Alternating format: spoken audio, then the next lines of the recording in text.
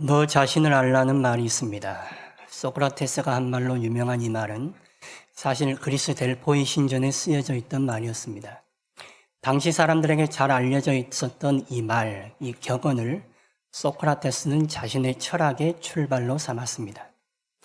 너 자신을 알라는 말은 동양의 손자병법에 나오는 지피지기란 뜻과는 다른 말입니다.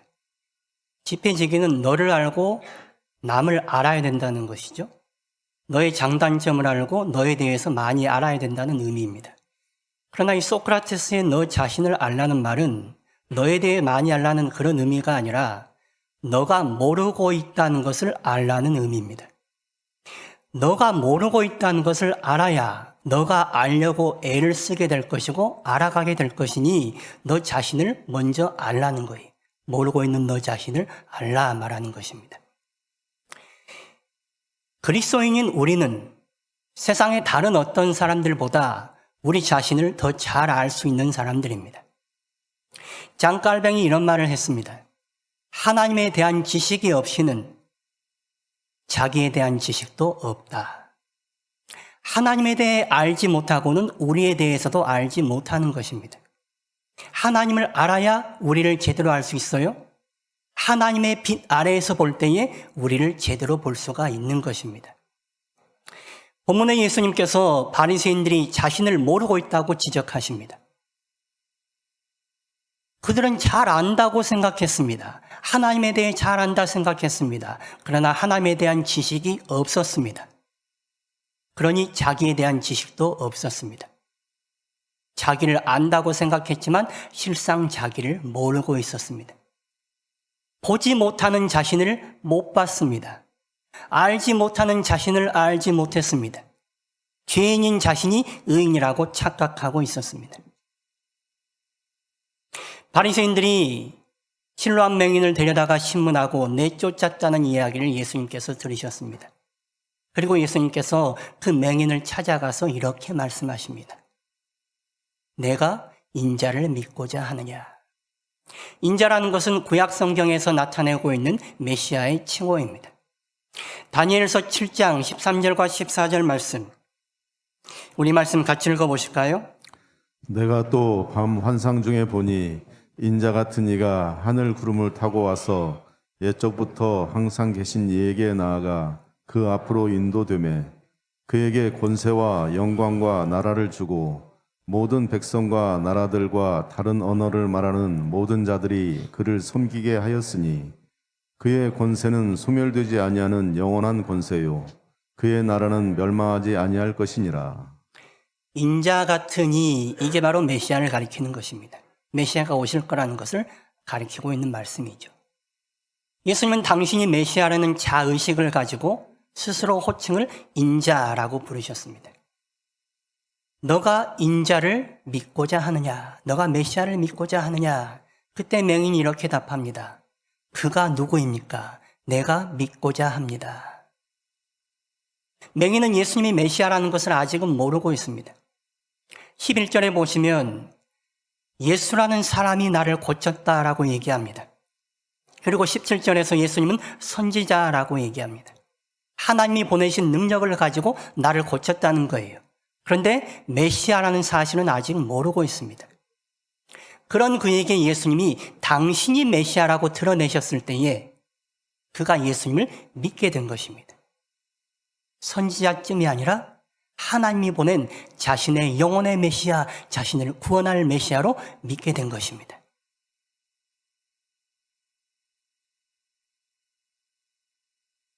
(38절) 보시면 이렇게 나와요. 주여 내가 믿나이다. 맹인은 자신의 눈을 뜨게 하고 자신의 삶을 고쳐주신 예수님을 대단한 분으로 생각했습니다. 그런데 그 예수님이 메시아라는 사실을 알고 나서 그 메시아 예수님을 믿습니다라고 고백합니다. 예수님을 믿는다는 거예요. 이 맹인은 예수님을 옹호하고 예수님을 증언했다는 이유로 유대교에서 출교당했습니다. 내쫓겼습니다.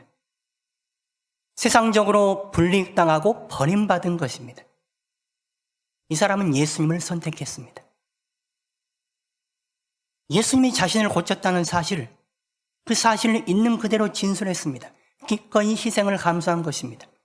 그리고 그 예수님이 자신의 구원자요 메시아라는 사실을 알고 그 예수님을 선택하고 믿은 것입니다. 예수님이 그의 눈을 뜨게 하시고 그를 고쳐주셨으니 예수님을 믿는 게 당연한 거 아닌가, 그렇게 생각하실 수도 있겠지만 당연한 일은 아닙니다. 우리를 보세요. 예수님이 우리에게 은혜를 베푸셨다고 우리가 예수님을 잘 믿는 거 아니잖아요. 사람들은 누구나 성정과 욕망이 비슷합니다. 나면서 맹인되었던 사람이 눈을 뜨게 되었습니다. 이제 사람 구실하게 되었습니다. 사람 대접받고 살게 되었습니다. 그동안 누리지 못했던 세상의 것을 누리고 즐길 수 있게 되었습니다. 그런데 이 맹인은 세상을 선택하지 않고 세상을 잃으면서까지, 분리당하면서까지 예수님을 선택한 것입니다. 예수님이 메시아라는 사실을 믿음으로 받아들인 것입니다. 그리고 예수님을 따른 거예요. 세상을 버리고 세상으로부터 버림받은 채 예수님만을 따르기로 선택한 것입니다. 그래서 그의 삶이 새롭게 거듭나는 것이죠. 믿는다는 것은 예수님을 따른다는 것입니다. 예수님에게서 배우고 예수님을 따라 예수님의 제자가 된다는 것을 의미합니다. 그러니 그의 삶이 거듭나는 것입니다. 과거의 삶, 세상에 속했던 삶이 아니라 예수님께 속한 삶으로 거듭난다. 그게 바로 믿는다는 거예요. 여러분, 예수님을 믿으십니까?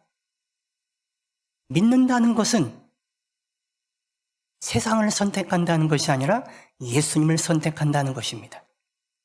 세상을 따른다는 것이 아니라 예수님을 따른다는 것입니다. 예수님에게서 배우고 예수님을 따라 예수님의 제자가 기꺼이 되겠다는 것입니다. 세상과만 가까이 하지 마시고 예수님께 더 가까이 나아가 예수님을 따를 수 있는 우리 모두가 될 수 있기를 바랍니다. 38절 하반절에 보시면 내가 믿나이다 하고서 그가 예수님께 절을 합니다. 절하다, 헬라어로 보면 프로스키네오란 단어를 쓰고 있습니다. 이 프로스키네오란 단어는 엎드리다, 경배하다, 예배하다라는 뜻의 단어입니다. 그가 예수님을 믿습니다 고백하고는 예수님께 엎드린 것입니다. 그리고 예수님을 경배하고 예배한 거예요. 예수님을 믿고 따르는 우리가 예배하고 경배할 대상은 오직 예수님 한 분뿐이십니다. 세상의 물질이나 권력이나 세상의 명예, 우리의 명예가 우리의 경배의 대상이 아닙니다. 우리가 따를 것은 우리의 생각이나 우리의 가치관이나 우리의 판단이 아닙니다. 우리의 생명이시요 우리의 구원 되시는 예수님의 말씀입니다. 그 말씀을 따르고 살아가는 사람이 예수님을 믿는 사람입니다. 이 맹인은 예수님을 믿기로 했습니다. 예수님을 선택했습니다. 예수님을 따르고자 합니다. 그러나 바리새인들은 예수님을 믿지 않았습니다.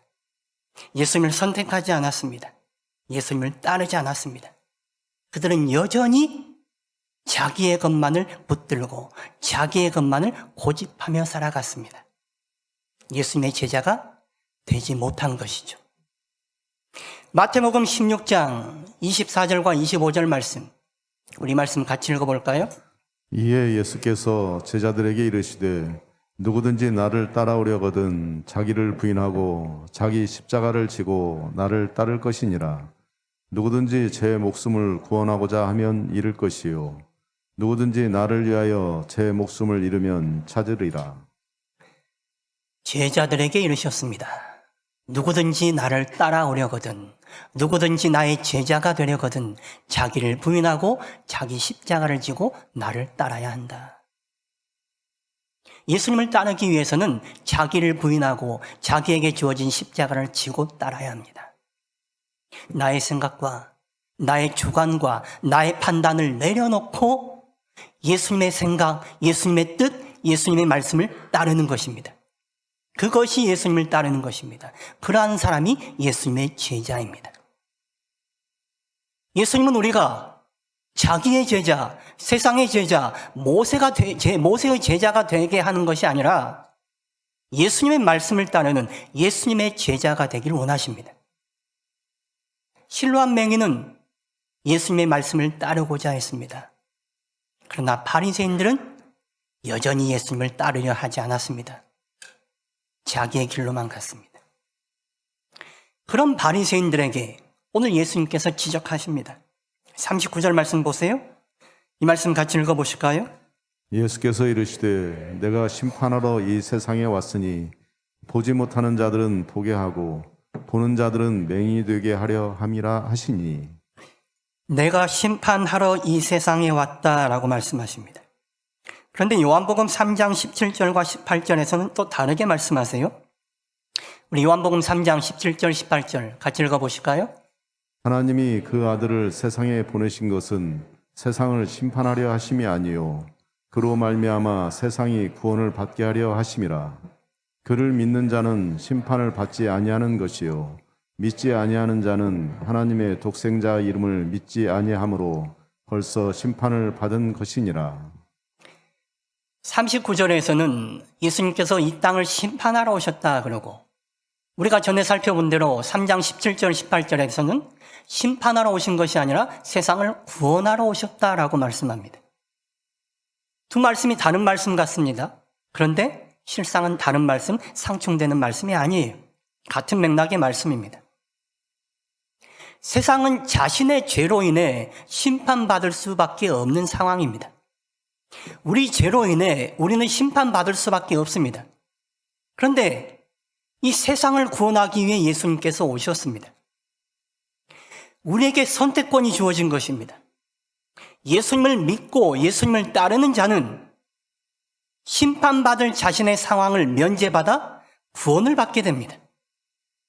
그런데 예수님을 거부하고 따르지 않고 믿지 않는 자는 자기 죄 때문에 심판받는 거예요.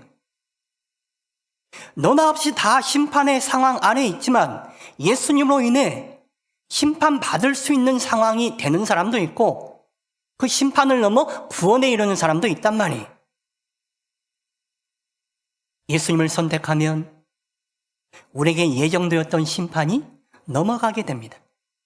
그런데 예수님을 선택하지 않으면 우리에게 예정된 심판이 그대로 확정되는 것입니다. 그러니 예수님을 믿지 않는 자에게는 심판이 주어지는 거예요. 예수님을 믿지 않는 자에게는 심판하러 예수님께서 오시는 것이 되는 것이죠. 예수님이 바리새인들은 구원하지 않으셨을까요? 예수님이 바리새인들은 미워하셨을까요? 그렇지 않습니다. 예수님은 바리새인뿐 아니라 온 인류와 온 우주 만물을 구원하러 이 땅에 오셨습니다. 그런데 바리새인들이 예수님을 거부한 것입니다. 왜입니까? 그들이 교만해서 그런 거예요. 그들은 예수님이 없어도 자기 스스로 구원받을 수 있다고 믿는 사람들이었습니다. 자기가 하나님 앞에서 율법을 잘 지킵니다. 백성들에게 하나님을 가르치고 인도합니다. 그러니 자신들은 당연히 하나님의 구원이 따놓은 당상이라 생각했습니다. 자기들처럼 의로운 사람이 없다고 생각했습니다. 정말 그렇습니까? 예수님은 그들의 허구적인 신앙을 드러내셔요. 그들이 외식적이고 율법주의적인 신앙에 빠져 있다고, 하나님과 멀어져 있다고, 스스로 높이고 있다고 그들의 교만을 폭로하십니다. 그들이 죄인인 것을 알았다면 그들은 예수님을 알아보고 찾았을 것입니다. 그들이 잘못하고 있다는 것을 알았다면 그들을 구원해 주실 예수님을 필요로 했을 것입니다. 그러나 그들은 자기들을 몰랐습니다. 죄인인 자기들이 의인이라고 생각했습니다. 자기들은 남들보다 더 많이 알고 잘 보는 사람이라고 생각했습니다. 그러니 자기들에게는 그 누구도 필요하지 않은 것입니다. 메시아가 와도 그들을 높여줄 메시아, 그들을 인정해줄 메시아인 것이지 그들에게 구원을 주는 메시아는 아닙니다. 세상적으로 더 많이 주고 힘있게 하는 메시아이지 그들의 영혼을 구원할 메시아는 아닙니다. 이미 그들의 영혼은 구원받을 상황이니 자신들을 구원할 메시아는 필요치 않은 것입니다. 바리새인들의 상황이 그러했습니다. 그러니 그들은 예수님을 필요로 하지 않는 거예요. 예수님을 필요로 하지 않으니 그들은 그들의 죄로 심판당할 수밖에 없는 것이죠. 예수님의 이 말씀을 듣고 바리새인들이 이렇게 반응해요. 40절 보시면 우리도 맹인인가? 저 사람이 우리도 보지 못하는 사람이라고 맹인이라고 비웃는 것인가? 예수님의 말씀을 비웃고 있습니다. 자신들은 성경을 잘 알고 있어서 성경의 빛으로 세상을 본다고 생각했습니다. 자신들은 진리의 수호자라고 생각했습니다. 자기들은 본다고 생각했지만 실상 그들은 보지 못하는 맹인들이었습니다.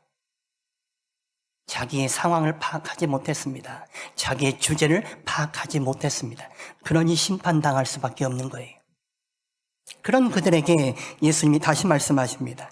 41절 보세요. 우리 말씀도 같이 읽어보실까요?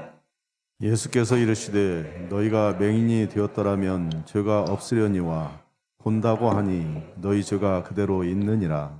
너희가 보지 못한다고 했으면 너희를 보게 할 누군가를 필요로 했을 텐데, 너희가 죄인인 줄 알았더라면 너희를 죄에서 해방할 누군가를 필요로 했을 텐데, 너희가 본다 하니 맹인 채로 그대로 남아있는 것이고, 너희가 의인이라고 하니 너희의 죄가 용서받지 못한 채로 그대로 남아있다는 거예요. 그들을 구원하러 오신 예수님, 그들의 눈을 뜨게 하러 오신 예수님, 그 예수님을 필요로 하지 않으니 예수님이 그들 가운데 들어가실 수가 없습니다. 그러니 그들은 못 본 채로 남아있습니다. 그들의 죄를 안고 그대로 살아가게 됩니다. 그러니 심판받고 죽을 수밖에 없는 것입니다. 여러분은 의인이십니까? 죄인이십니까?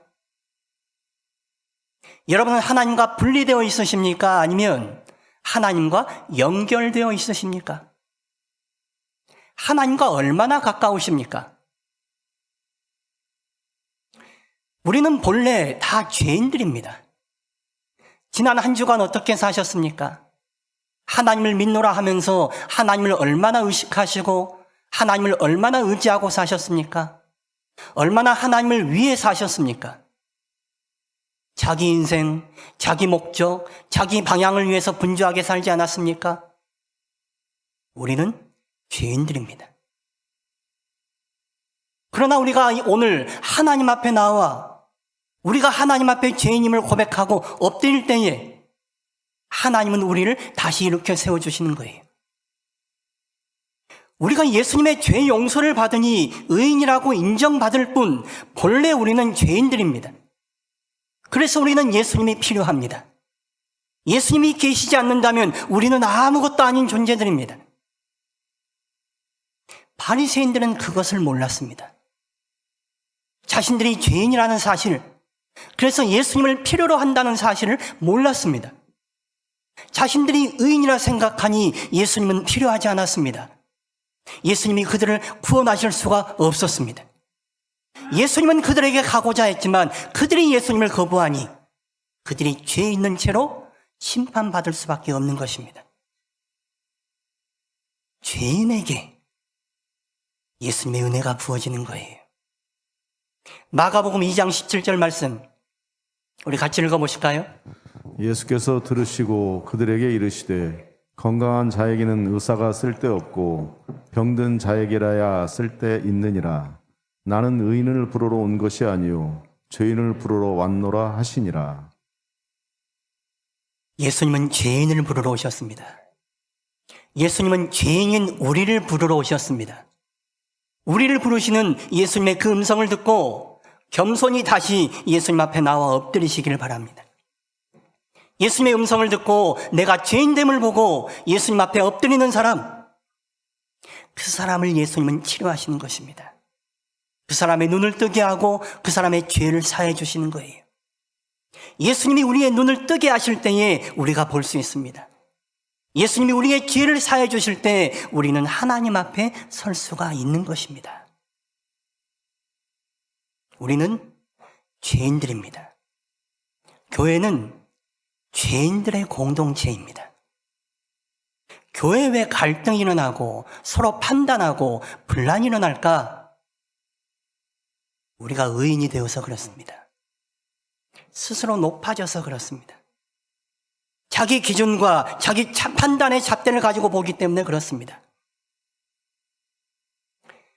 요한복음 8장에서 가늠하다 붙잡힌 여인을 사람들이 데려와서 돌로 쳐 죽이려고 합니다. 그때 예수님께서 이렇게 말씀하시죠. 너희 중에 죄 없는 자가 먼저 돌로 치라. 여러분 중에 죄 없는 자가 돌을 들어서 먼저 남을 치세요. 여러분 중에 죄 없는 자가 먼저 돌을 들어 남을 판단하시기 바랍니다. 마태복음 7장 13절 14절 말씀 같이 읽어보실까요? 어찌하여 형제의 눈 속에 있는 티는 보고 내 눈 속에 있는 들보는 깨닫지 못하느냐? 보라, 내 눈 속에 들보가 있는데 어찌하여 형제에게 말하기를 나로 내 눈 속에 있는 티를 빼게 하라 하겠느냐? 남의 눈에 있는 티를 보기 전에 자기 눈에 있는 들보를 보시기 바랍니다. 들보가 워낙 커서 자기 눈을 가려버리니까 못 보는 거예요. 남의 티를 보고자 하는 자는 자기 눈에 들보부터 보셔야 됩니다. 사도 바울의 서신을 보면 흥미로운 대목이 발견됩니다. 사도 바울이 사역 초기에 쓴 고린도전서를 보면 15장 9절에서 이렇게 말씀해요. 나는 사도 중에 가장 작은 자라. 나는 하나님의 교회를 받게 하였으므로 사도라 칭함받기를 감당하지 못할 자니라. 사역 중기에 쓰여진 에베소서 3장 8절에서는 이렇게 말합니다. 모든 성도 중에 지극히 작은 자보다 더 작은 나에게 이 은혜를 주신 것은 측량할 수 없는 그리스도의 풍성함을 이방인에게 전하게 하시고. 그리고 사역의 말기에 쓰여진 디모데전서 1장 15절에서는 이렇게 말합니다. 믿보다 모든 사람이 받을 만한 이 말이요 그리스도 예수께서 죄인을 구원하시려고 세상에 임하셨다 하였도다. 죄인 중에 내가 괴순이라. 사도 바울이 처음에는 자기 자신을 나는 사도 중에 가장 작은 자다라 말합니다. 그런데 시간이 흘러서 나는 모든 성도 중에 가장 작은 자다 말합니다. 나중에 그의 말년이 되어서는 내가 죄인 중에 괴수다라고 말합니다. 바울이 시간이 흘러가면서 하나님께 죄를 많이 지어서 이렇게 고백하는 거 아닙니다. 시간이 흐르면서 하나님 앞에 서면 설수록, 하나님 앞에서 자신을 보면 볼수록, 자신을 알아가면 알아갈수록 내가 죄인이란 걸 깨닫는 거예요. 내가 사도도 아니고 나는 성도도 아니고 나는 죄인인데 죄인 중에서도 우두머리라는 거예요. 하나님 앞에 많이 설수록, 하나님 앞에서 자신을 제대로 보면 볼수록 우리는 우리가 죄인임을 고백할 수밖에 없습니다.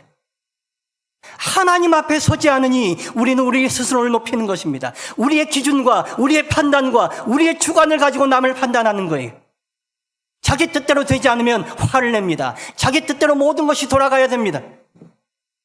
우리가 높아져 있어 그런 것입니다. 자기가 죄인인 것을 본 사람, 내가 철저히 죄인임을 경험한 사람, 그 사람에게 하나님의 은혜가 임하는 거예요. 죄인인 자신을 볼 때에 하나님의 은혜가 크게 넘치는 것입니다. 그래서 사도 바울이 말년까지 하나님을 위해서 죽어라 헌신한 거예요. 하나님을 더 많이 사랑하는 길로 간 것입니다. 남을 판단하기 전에 자신의 죄인됨을 보시기 바랍니다. 우리가 죄인임을 볼 때에 우리는 하나님 앞에 울 수밖에 없어요. 하나님 앞에 엎드릴 수밖에 없어요. 하나님 앞에 엎드릴 때에 하나님은 우리의 죄를 용서하시고 하나님의 은혜를 베풀어 주십니다. 하나님의 은혜를 경험한 사람은 다른 사람을 용서할 수 있습니다.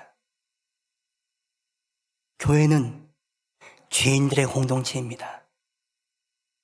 그러나 교회는 용서받은 죄인들의 공동체입니다. 은혜 받은 죄인들의 공동체입니다. 의인 되려 하지 마세요. 우리 교회가 의인들의 공동체인 채 하지 마세요. 우리가 죄인 될 때에 하나님의 은혜가 우리 가운데 넘칠 것입니다. 로마서 5장 20절과 21절 말씀 같이 읽어보실까요? 율법이 들어온 것은 범죄를 더하게 하려 함이라. 그러나 죄가 더한 곳에 은혜가 더욱 넘쳤나니 이는 죄가 사망 안에서 왕노릇한 것 같이 은혜도 또한 의로 말미암아 왕노릇하여 우리 주 예수 그리스도로 말미암아 영생에 이르게 하려 함이라. 죄가 더한 곳에 은혜가 더욱 넘쳤다라고 말하고 있습니다. 내가 죄인임을 보고 내 죄를 보면 볼수록, 나를 알면 알수록 나 같은 죄인을 용서하고 품어주신 하나님의 은혜가 더 크게 보이는 것입니다. 교회는 의인들이 많으면 안 됩니다. 의인들이 많으니까 서로 판단하고 갈등하고 분란이 일어나는 것입니다. 의인 되지 마세요. 죄인임을 고백하실 수 있기를 바랍니다. 우리가 죄인일 때에 우리의 죄를 덮는 하나님의 은혜가 넘치는 거예요. 하나님의 은혜가 넘칠 때에 우리 안에 있는 교만함들, 우리 안에 있는 문제들, 갈등들을 다 덮는 것입니다. 우리 안에 있는 이 죄가 우리 안에 문제를 드러내는 거예요. 우리 안에 있는 이 죄 때문에 우리가 서로 판단하고 갈등하고 분쟁하고 있는 것입니다. 그러면 이 우리 안에 있는 죄를 어떻게 해야 되느냐? 역설적으로 이 죄를 드러내셔야 돼요. 하나님 앞에서 나를 보셔야 돼요. 내가 얼마나 죄 많은 사람인지, 내가 얼마나 죄인인지, 우리 교회에 얼마나 죄가 많은지 보셔야 돼요. 죄가 더한 곳에 하나님의 은혜가 넘치는 것입니다. 우리 자신과 우리 교회에 죄가 왕노릇하게 하지 마시고 주님의 은혜가 왕노릇하게 하시기를 바랍니다. 주님의 은혜가 왕노릇해야 그게 교회입니다. 주님의 은혜의 지배를 받아야 그게 그리스도인입니다. 자기 스스로 높아져 있는 사람, 그게 바리새인입니다. 우리 안에 있는 바리새인의 모습, 그 모습을 버리셔야 됩니다. 우리 자신을 제대로 볼 때에, 우리 자신을 알 때에 우리는 바리새인처럼 될 수 없습니다. 주님 앞에 엎드릴 수밖에 없습니다. 바리새인 같은 의인 되지 마세요. 오늘 실로암 맹인 같은 죄인 되시기 바랍니다. 주님 앞에 납작 엎드리는 죄인, 그래서 내 생각과 내 판단을 내려놓고 오직 주님의 말씀만을 경배하고 높이는 죄인 되시기 바랍니다. 그 죄인에게 하나님의 은혜가 임하고 그 죄인이 거듭난 삶을 살아갈 수 있게 되는 것입니다. 보지 못하면서 본다 말하지 마세요. 우리의 보지 못하는 것을 고백하시기 바랍니다. 죄인이면서 죄 없다고 말하지 말고 우리의 죄인됨을 보고 우리의 죄를 주님 앞에 고백하시기 바랍니다. 그럴 때에 하나님의 은혜가 우리 가운데 머물게 될 것입니다. 우리가 새로운 삶으로 거듭난 삶을 살아갈 수 있을 것입니다.